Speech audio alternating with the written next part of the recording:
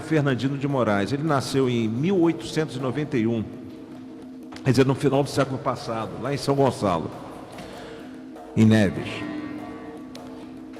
E a mãe dele, do Zélio de Moraes, era a dona Leonor, era uma conhecida na região, e ela incorporava um preto velho chamado Tio Antônio, que era o pai do Zélio de Moraes, o Joaquim Fernandino Costa. Não frequentava nenhum centro espírita, nada. Mas era um adepto do espiritismo. Literatura espírita kardecista. Bom, depois de 55 anos de atividade, interessante porque o Zélio, ele desencarnou aos 84 anos, no dia 3 de outubro de 75. Aliás, a convocar todos aqui os dirigentes de federações, que essa data ela deveria ser uma marca também importante para a Umbanda. Dia 3 de outubro, que em 1975 o Zélio desencarnou e nasceu no dia 10 de abril de 1891.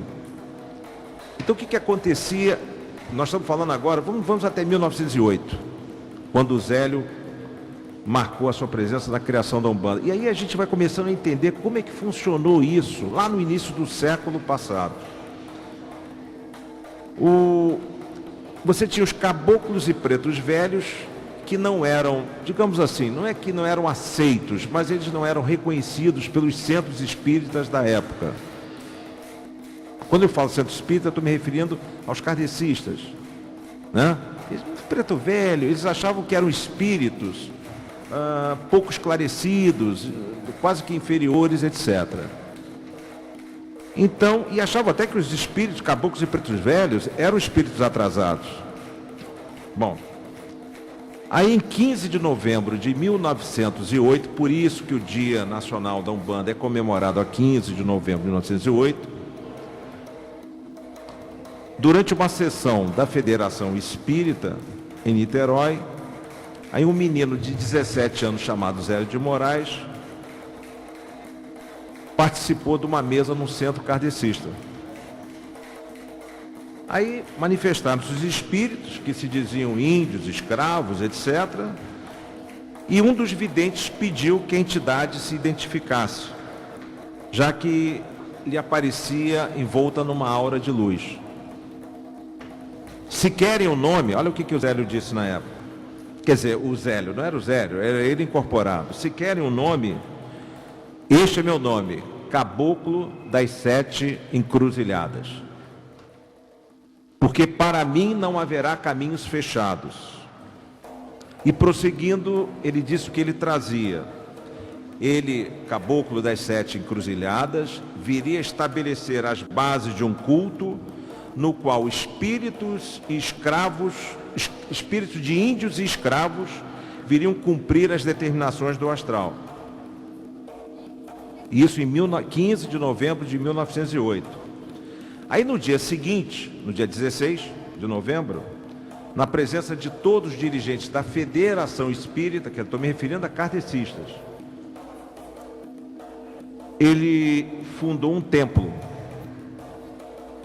E nessa reunião, o Caboclo das 7 Encruzilhadas, ele, naquela sessão, ele disse que às 8 da noite, a partir das 8 da noite, faria atendimento gratuito ao público, com passes e recuperação de pessoas que estivessem com obsessão.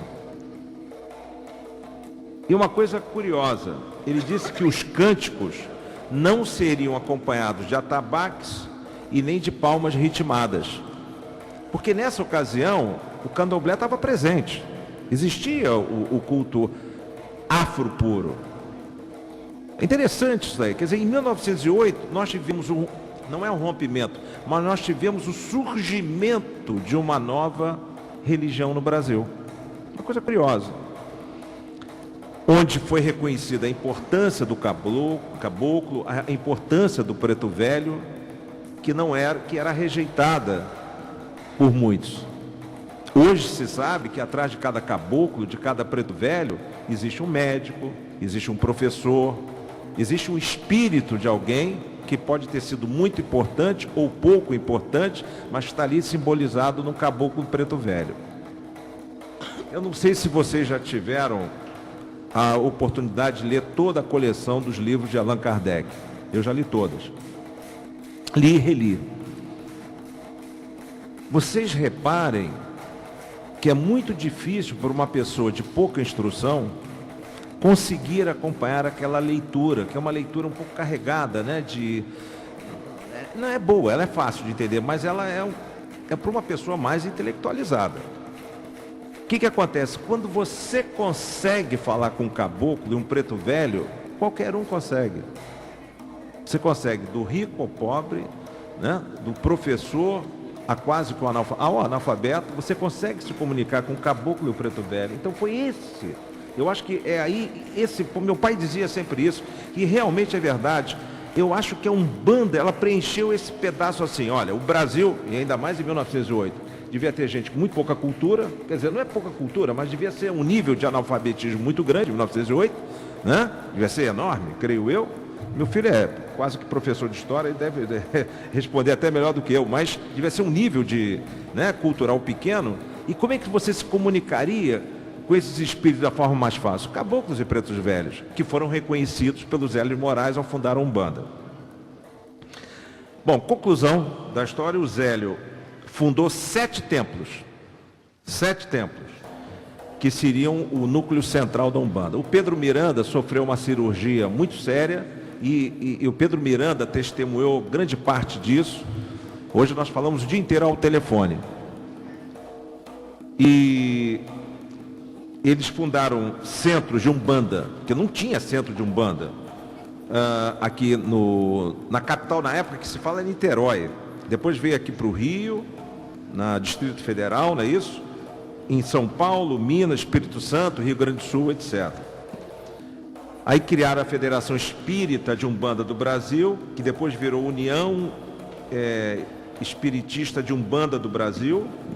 Aí veio o primeiro jornal em 1947, e aí todos nós conhecemos. O Zélio de Moraes nos deixou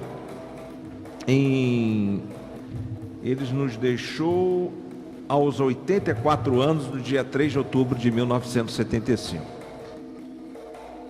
E a gente fala com o Zélio, sobre o Zélio de Moraes, eu acho que a gente tem que falar com essa tranquilidade, com essa alegria, porque como nós